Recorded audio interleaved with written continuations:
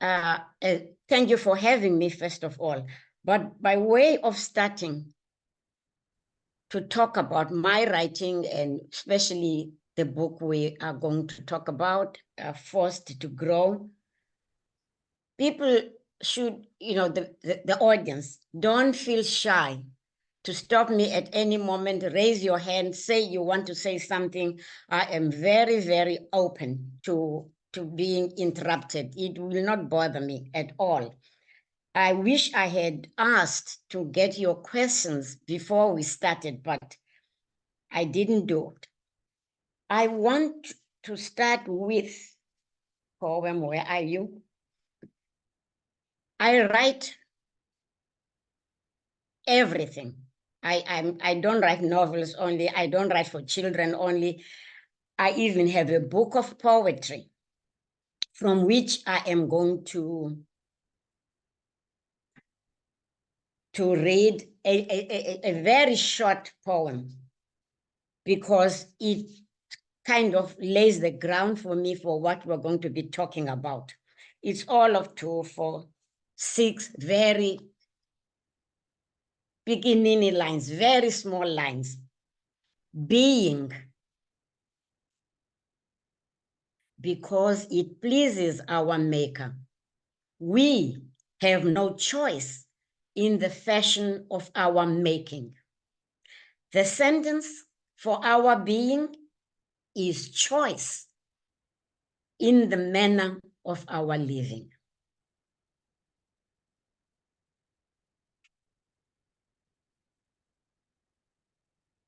What has that got to do with writing, with reading?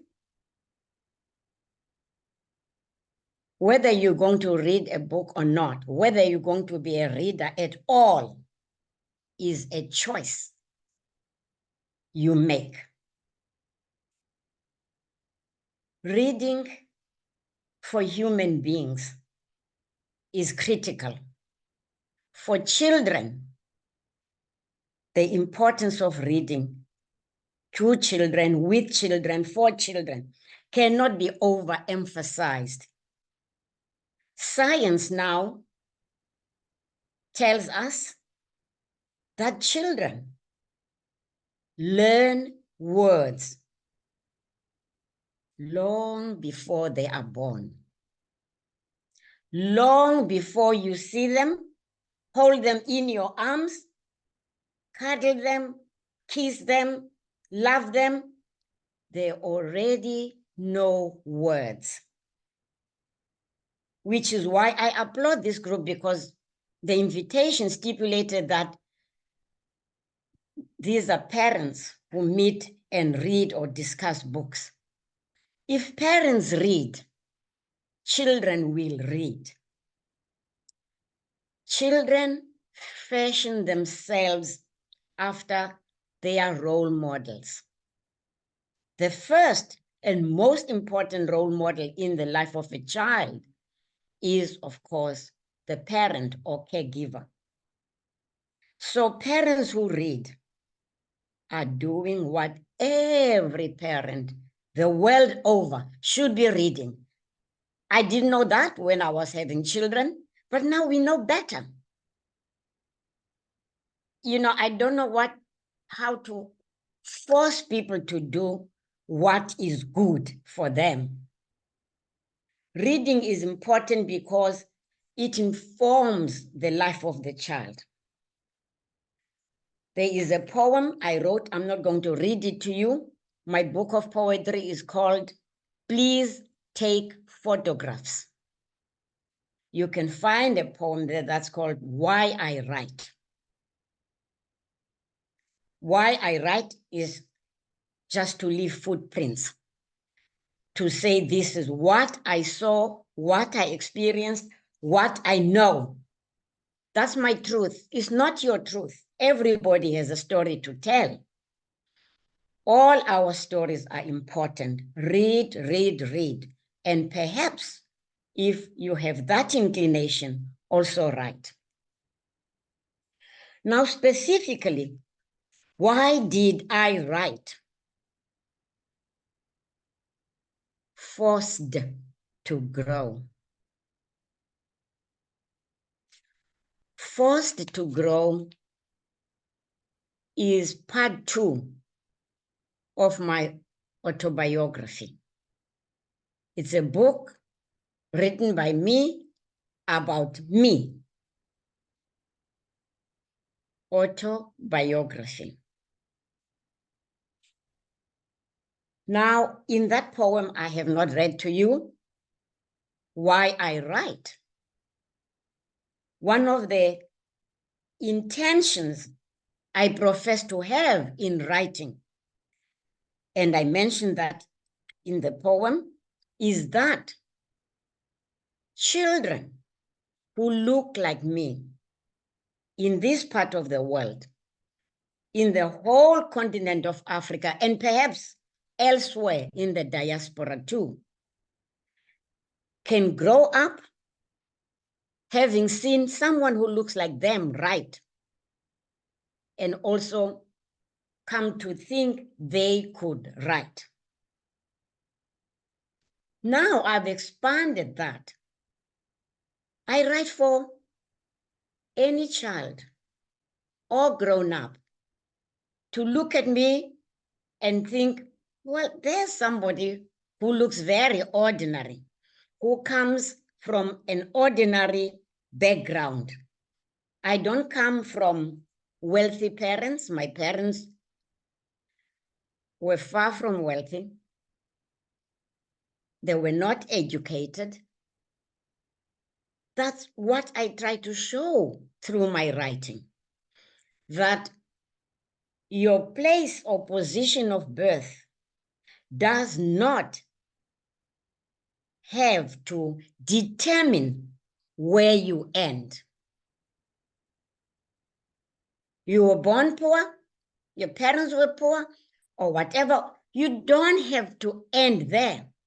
Life is about marching forward. How do you do that? Choice. The most important thing I hope I will convey through looking at forced to grow is that choice is a crucial element in life and living. Forced to grow. Part 2 of the Magona autobiography. I'm going to look at the chapter headings and really ask you to consider, just for a split second, what that means. For me, what it could mean for anybody in a similar situation. Excuse me.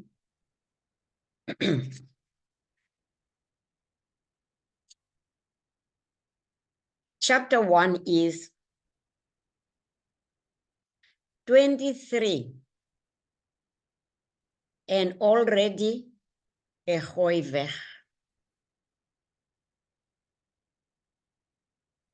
A gooi weg is something you no longer need, that has become useless, utterly useless, cannot be salvaged. So you gooi it weg, you throw it away. In the townships, when I was growing up in my teens and early 20s, that phrase caught on, it became very popular. To look at someone who had fallen on hard times, especially if that had not been indicated earlier in that life. 23, I was a primary school teacher. For me to be a gooi weg at 23, do you think that was a happy spot? For a teacher to become a gooi weg, something very bad has happened. When that happened, I did not immediately recognize that I had made myself that Hooiweg. I did not take, look at it and say, that's my fault.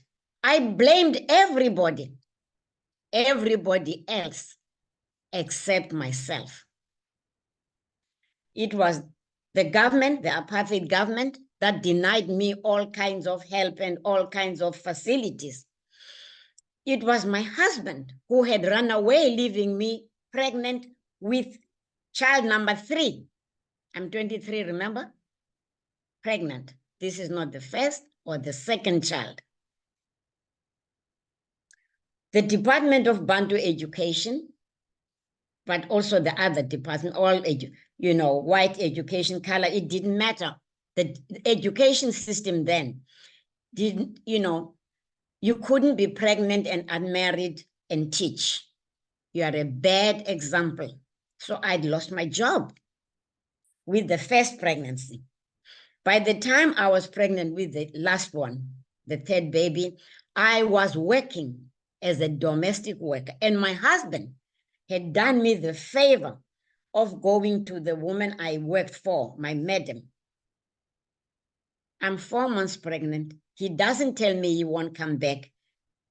He goes to her behind my back and said, my husband, my wife is pregnant, and she gets, she gets it, the children via C-section. In other words, I couldn't give birth the normal, natural way. I had to be operated on. My pelvis didn't expand. He uses that to tell the white woman he does not want his wife working. At the end of the month, she must tell me no more. He leaves on the 26th. He's coming back on the 16th. Doesn't tell me he's terminated my employment. When I get my pay, the woman gives me an extra one, says, I know I should give you some notice, but because you also didn't tell, blah, blah, blah, blah, blah, blah. To cut a long story short, end of 4 days after he left, I also get to know I've lost my job.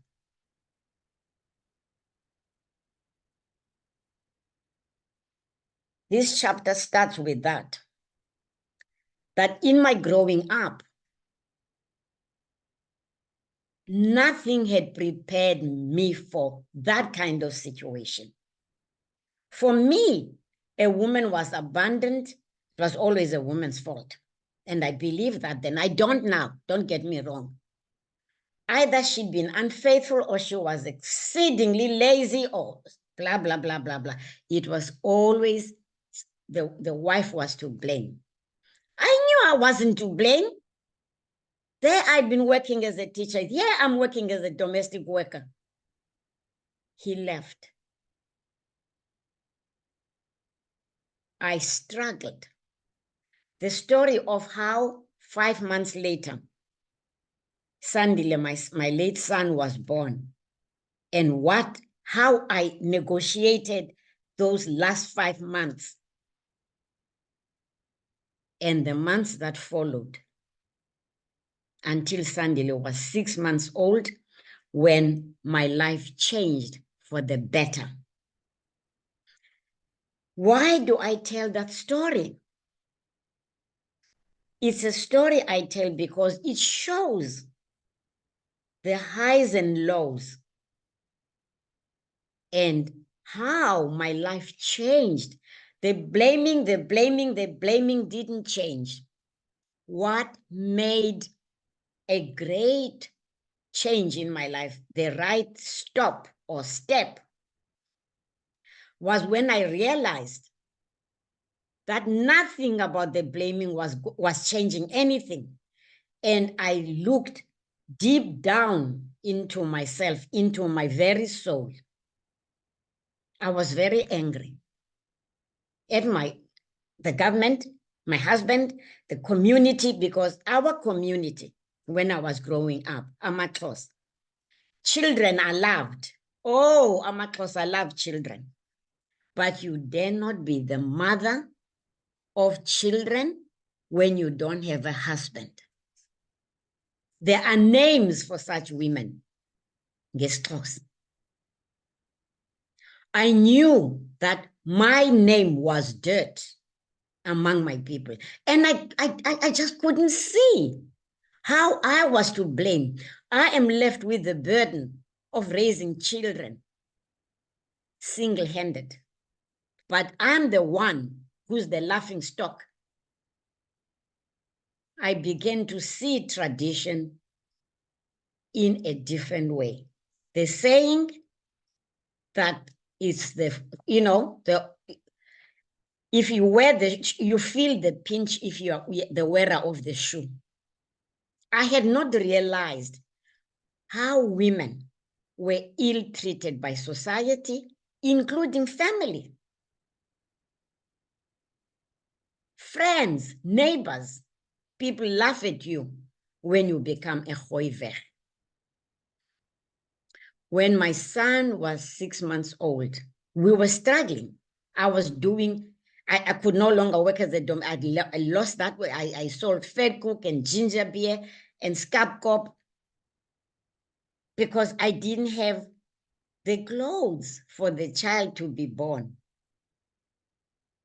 I didn't have the money for the train fare to go to the clinic, prenatal clinic. But when I look back at my life, the man who abandoned me, he's late now. I got to thank God that he had done that, because it forced me to the realization that my choices, the choices I had made, led to that situation. And that for me was the beginning or the turning point in my life. Hello? I thought somebody was saying something. That was the turning point. No life is ever going to change without that. The person whose life must change has to change, or who wishes that their life could change takes action. And that action will not come until the person realizes that they are responsible for the situation in which they are in. Even when that situation is imposed on them, you are the master of your own life, the mistress of your own life. Your life is yours to manage. You make the choices that take you where you want to be. That is why reading for children is so crucial, because children, through the stories, learn what choices imply, learn to know if you make bad choices, you cannot expect, or good results will not come. They get to do the connection between choice, action, and outcome, whether good or bad. Choice, action, and outcome. And that's how stories are written or told. Traditionally, we told stories verbally. Chapter 2 is it's up to me. When that moment came, it was a revelation. My baby is about December, couple of months, October, November, 3 months old. And friends invite me to go, Boxing Day, New Year's Day, go to the beach in Muizenberg. That was what was done then. I have no money. I can't pay the taxi fare, the bus fare. We'll pay for you. They know my situation. Even the shoes I was wearing, not sandals. Somebody took stole their sister, borrowed their sister's younger sister's shoes without their permission, so I could look halfway decent. The dress I was wearing, somebody else gave it to me on loan for the day.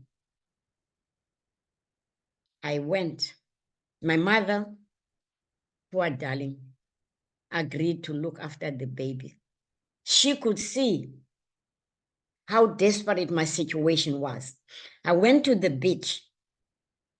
My life changed that day. The chapter is called It's Up to Me. It is up to me. The bathing costume I was wearing, which wasn't mine, get in, I swim or I splash around. I'm not really a swimmer. And suddenly, I feel the wedding ring slip from my finger. I grasp. I used to play netball. I caught it right there. I caught it. I clasped. Then I stood still and asked myself silently, not saying a word. In my mind, the question came. Yes, I caught it. What the heck? Did I bother? What is the meaning of this ring? Till death do us part. But the person who gave me the ring is no longer around. Why am I clinging to this silly ring?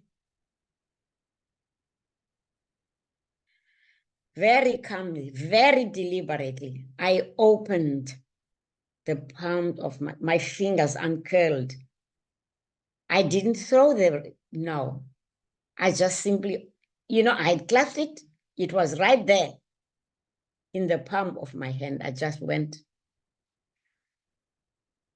and I felt it slip away into the ocean. And I stood there, surprised at myself. I'm a hoarder. I don't throw things away.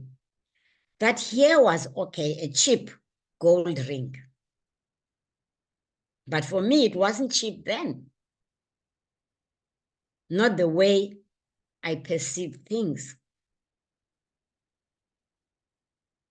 Why did I do that? That's when my life unfurled right before my eyes, my closed eyes. I stood there, closed my eyes, thinking about the meaning of the action I had just taken, deliberately throwing my ring away. In a sense, I didn't throw it away, but I was letting go. That's when I realized that I was letting go of someone who had already let go of me. And blaming him wasn't changing my life. Blaming him was less than useless. He didn't care. If he cared, he would not have done what he did. Then I went to, just like the government. What makes me think the apartheid government cares that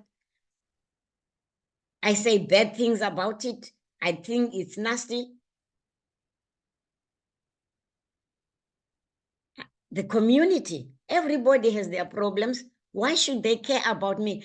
And if they scanner about me, why do I care? My job was minding the children I had stupidly come to have. I realized and took responsibility for the bad choices I had made. Having children when you are ill-prepared for them. No savings, no house, no anything. That's why I was struggling. I couldn't blame the children. Blaming my husband was less than stupid. From accepting responsibility for my situation, what followed was the realization that no one was going to change anything for me. I needed to change things. What did I want? What kind of life did I want? What I knew without any question was that having been given the little, I didn't think it was little, then I thought it was a big education. Having been given the education by my semi-literate parents, I owed it to my children to do a little better for them. I had to give them as much as I had, and perhaps, God willing, go a step further. That's what is called progress. My parents from nothing had given me a little bit. I needed to give my children a bit more. Each generation should progress step by step. Upward mobility is made of that. I knew I owed my children a huge apology, but the responsibility was mine to unearth them from the poverty into which I had dumped them. I had grown up poor, but we always had some food in the house. I can't say the same for my children and I. That year, the first year of being abandoned. Then from there, I had to come to, okay, I want a better life. I want to have a good job. I want to have enough money to pay rent.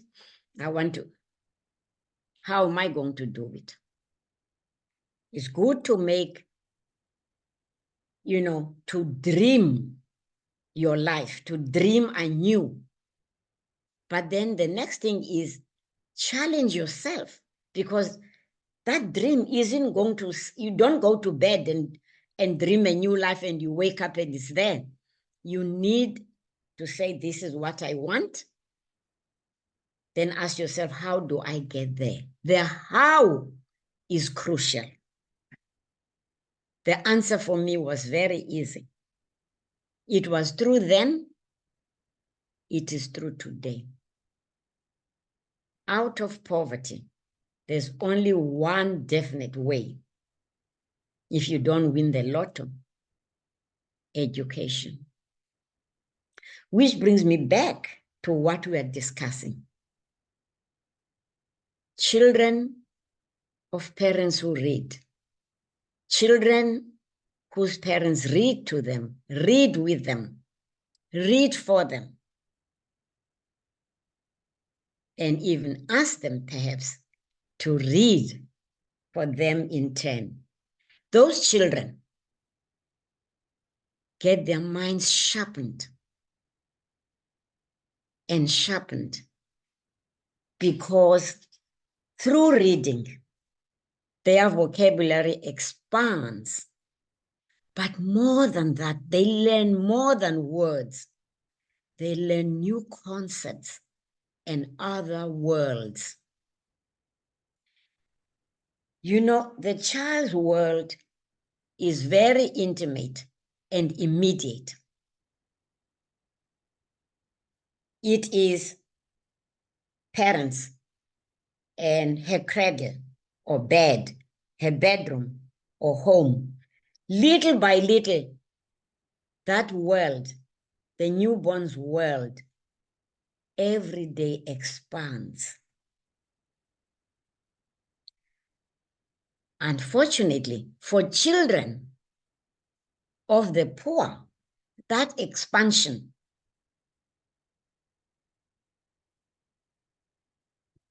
is terrible,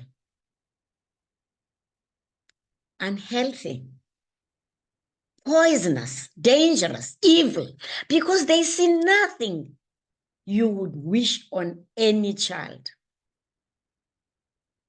Born into poverty, what can they see? But they see what they see. And that's how they grow. That's the only way every child grows, through what they see, they learn and emulate. role modeling. So reading helps to disturb that, to disrupt that. Even the child who is born into extremely unsavory circumstances can have her world expanded through reading, because they get to see there is another way of living, different, perhaps even better to what they experience on a daily basis. That is the work of books and reading. That is the work of what writers do, what storytellers do, what caring teachers do, what loving parents do. Read, read, read, and encourage reading. There is no better gift you could give your child than the gift of love of reading, love of books, love of venturing into that unknown world and gobbling it, drinking it, because that goes into their very being. And our children, all children, need that expansion, bit by bit, moment by moment, day by day. They grow their world through reading. How did my reading, my education, I decided I needed an education.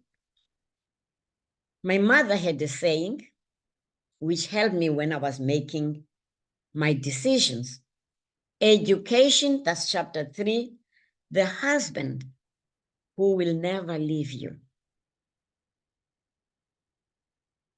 I remembered my mother's words.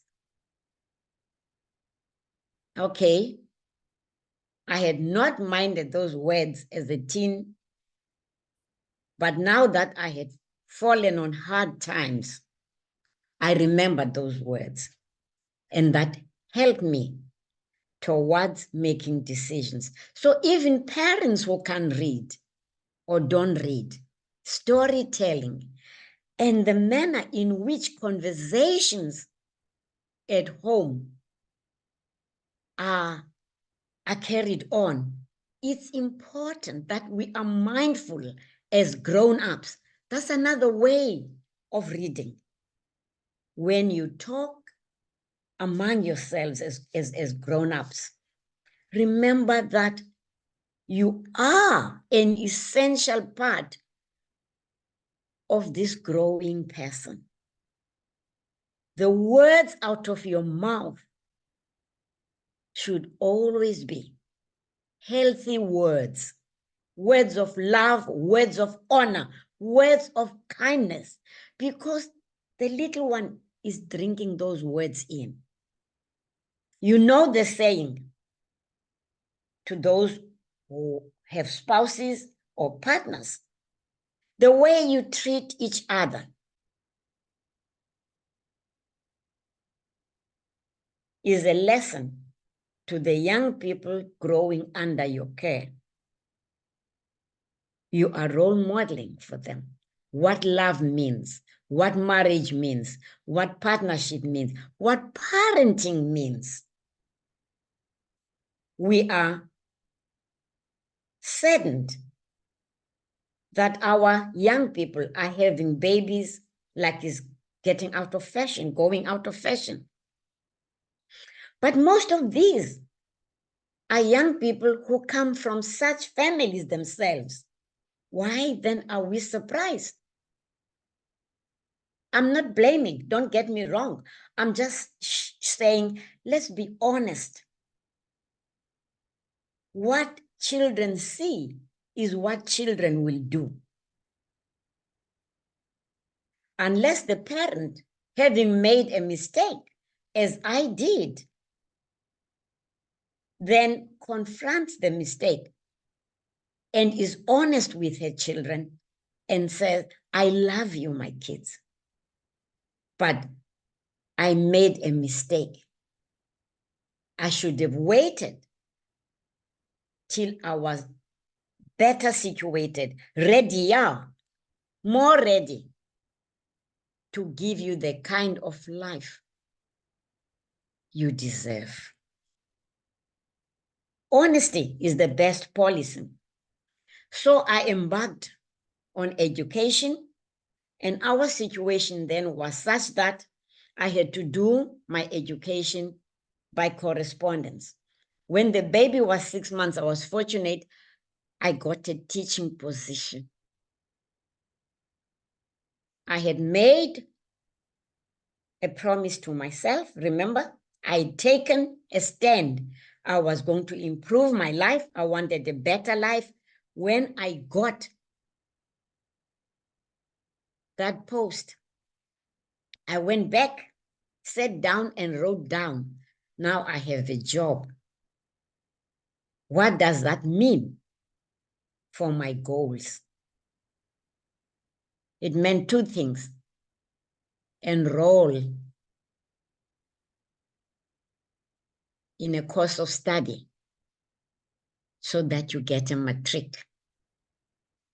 Black or Bantu teachers could teach with JC and a 2-year teacher certificate. That was the high qualification I so prided myself in.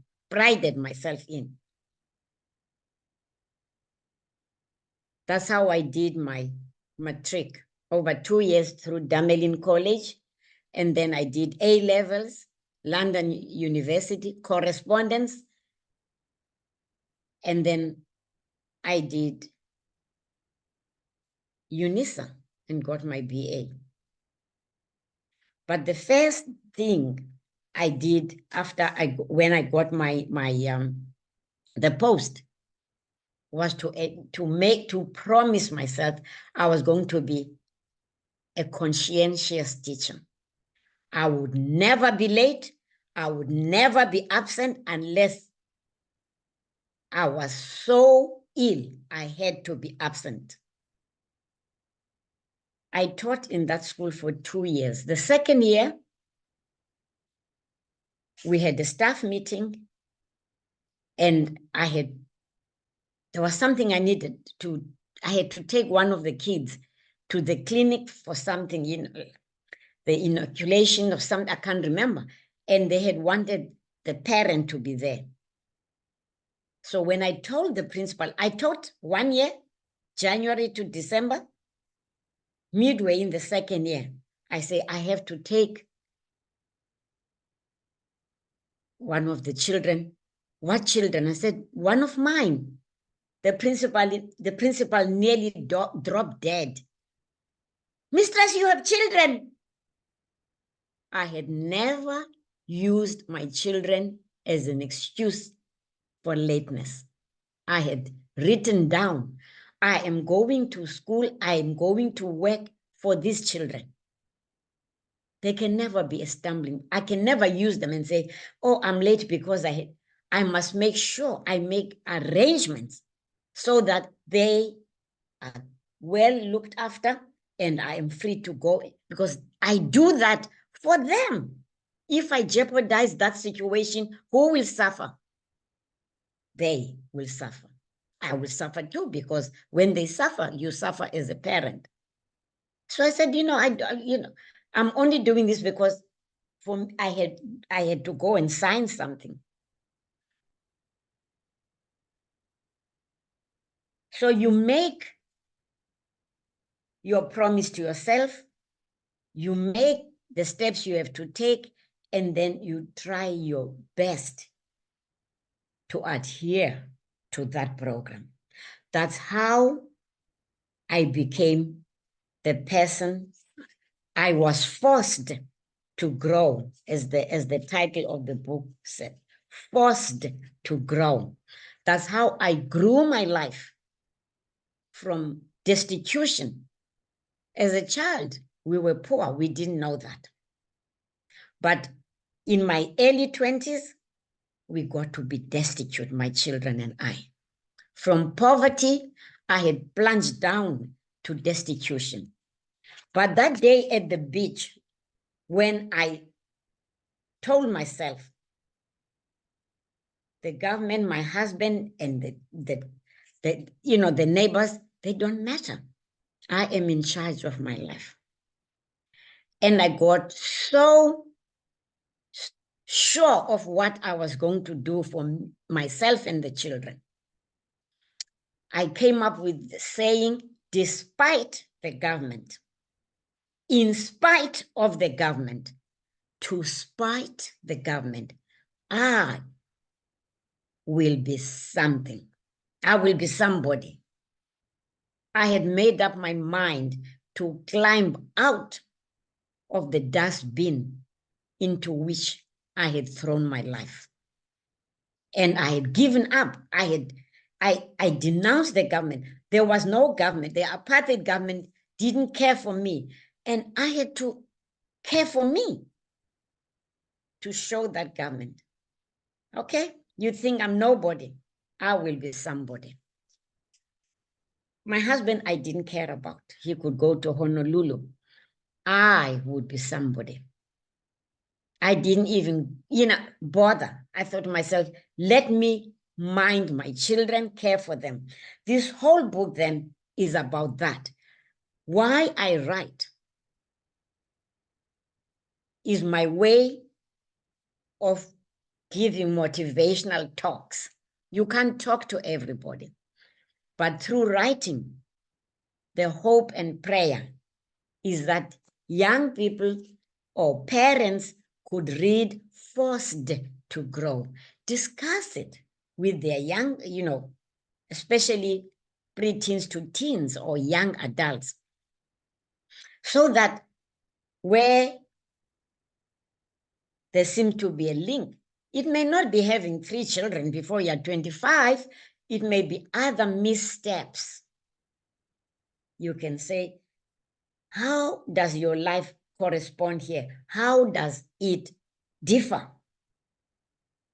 And even those people who have done well, no life is perfect. No life is so good it cannot be improved. Long after I thought I was like, I had achieved, I went after my BA. When I started studying, we formed groups, study groups in the township. I remember a time when we in our study groups used to say, if I get this matric, when I introduce myself, I will say, Sindiwe Magona, matriculant. People did that those days. There were not so many matriculants. And then when we were doing UNISA, so many people we knew had tried and tried and tried and never gone through and graduated. And these were bright people. So we persevered. We had help. Fortunately, there was an organization that helped people like me who were studying by correspondence, the South African Committee for Higher Education. Why we don't have them back, I do not know. So you get your tutorials by correspondence. They help you here in wherever you are. There was a branch in Cape Town and Johannesburg or Pretoria, somewhere there. And you went to their offices and they hired a whole house and you had tutorials, which meant whatever you didn't understand through the books, the pamphlets you got from UNISA, you could discuss this with a real life person from the University of Cape Town. That helped.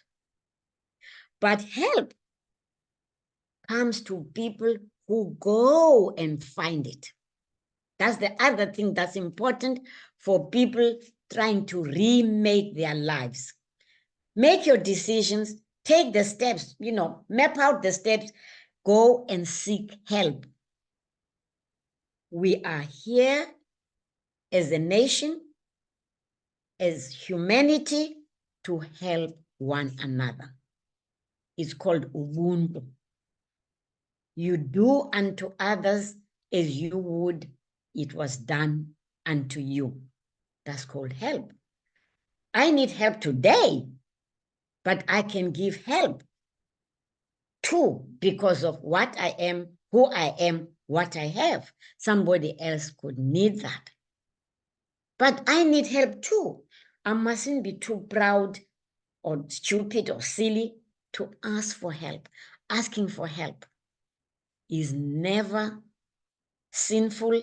It is never unwise. What is unwise is knowing you need help and being either scared or vain or uncaring of yourself to ask for it. These are the things through writing books such as Forced to Grow. I hope if it is in a school, at the library, there's a discussion. Those are the questions, discussion points that can be raised. How are we doing for time? I think I've been going on forever, like an hour.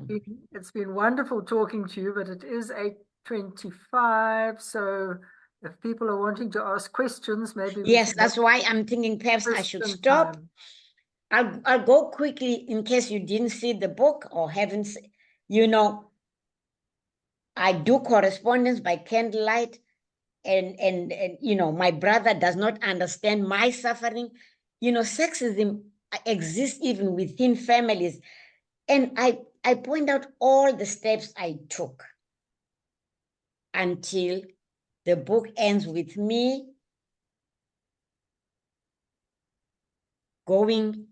getting a scholarship to do a master's degree at Columbia University in New York.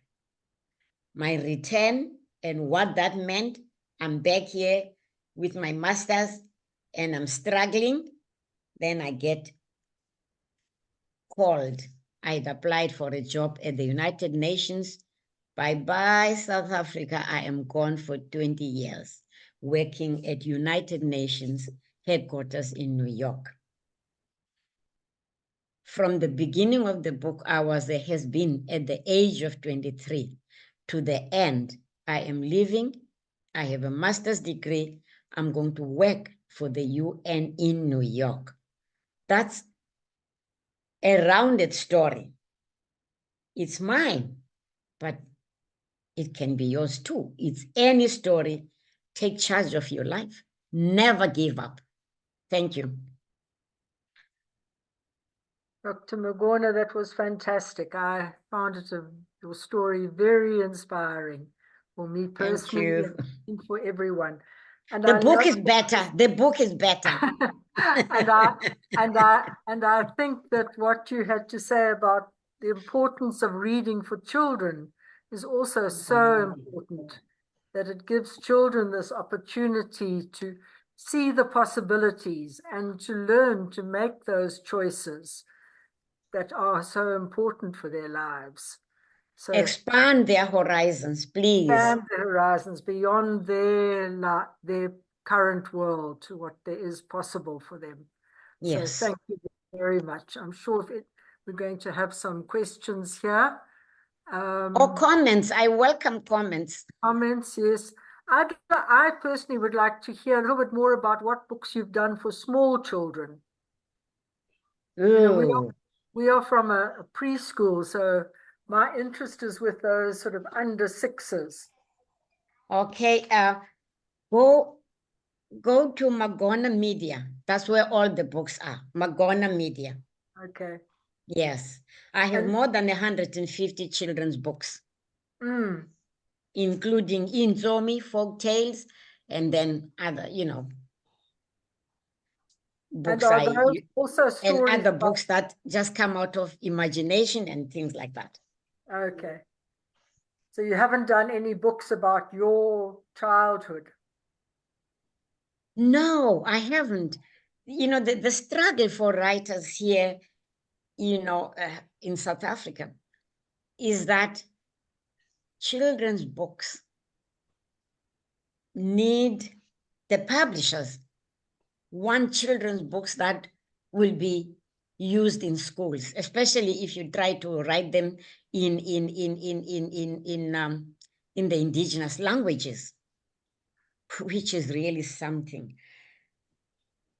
write them and they must feed cats and they must, children's books should be riotous, should be funny, and should have facts, and should be totally honest. Children, to my way of seeing things, children's books should help the parents who perhaps for whatever reason find it difficult to talk about certain issues. The children's book should say those things because they are honest. And nothing about our bodies, for instance, is ompeskof. Nothing. Where we learn to be ashamed of this body and to say, oh, everything must be called by another name. Until when? Until when? When the child is 20, they already have children. Then you don't have, never mind. That was, you got me started there. I can see we need you back for another I am so desperate that I want to publish. I have children's books I want to publish, but they don't conform to the books that the Department of Education, early or whatever, wants. I'm not writing for the department. I'm writing for the child. I'm thinking if I could just self-publish, I don't know how to do it. I need help. Well, we wish we could give you the help to get those books published, because they would be wonderful books. Oh dear. I see we have a comment there from Mapaseka. I will buy your non-conforming books if you publish in the next 5 years while my children are young. So, You've got it. You've got it. We hope so. Oh dear. That's why I had tried to get one manuscript to you so that people could read and give me feedback. I like feedback, yes. If you think that's the kind of book you would read for your child, hey. Or if you think of a book you'd like, suggest it. Okay. I'm retired now. All I do is write. That's my favorite pastime. And I think, would you enlarge it? But you mentioned storytelling for the children. What would you recommend to parents as far as storytelling goes? Tell stories. Tell the stories you were told as a child, or if you were not told stories, go to the library, read them and tell them. Make your own stories. You know so much. You can't, honestly, well, I understand that too. I am like that. We limit ourselves. We think we can't. You can. Your baby believes everything. Go and read a story and retell it. Read mine and retell it. Change it here and there, it doesn't matter. As long as the child is amused and laughs. Tell a story about your child. If she is now 4, tell a story of when she was 2. Give her another name. Don't tell her it's her story. Tell it as it is. And the other thing, if her name is Josephine, say Esther, when Esther was 2, and tell the story that made you laugh when she was 2. That's the story, or better still, tell it to me to write it. Lovely. I see Nobantu says, why don't you think of self-publishing some of the books? I want to, but I'm a tech klutz. I don't know how to do it. Oh, Nobantu, you'll have to help a little bit here then. Thank you, Nobantu. I hope she knows how to do it. I'm sure she does. I know. Okay. Nobantu. Okay, I'll wait to hear from you soon.